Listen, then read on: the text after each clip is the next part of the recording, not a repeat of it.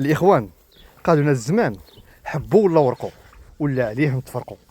هذه الكلمه ماشي غير مثل، ولكن حكمه اللي كتوضح قيمه كبيره لهذا الشيء اللي غادي نهضروا عليه.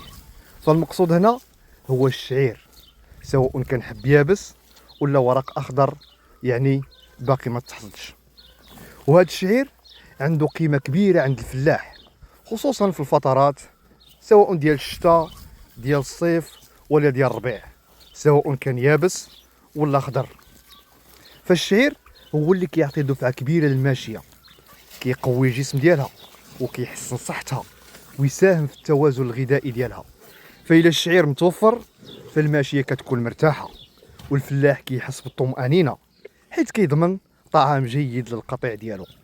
وحتى في الفتره الصعبه ديال البرد الشعير هو اللي كيخلي الماشيه ما تعانيش من نقص في الطاقه او الغذاء.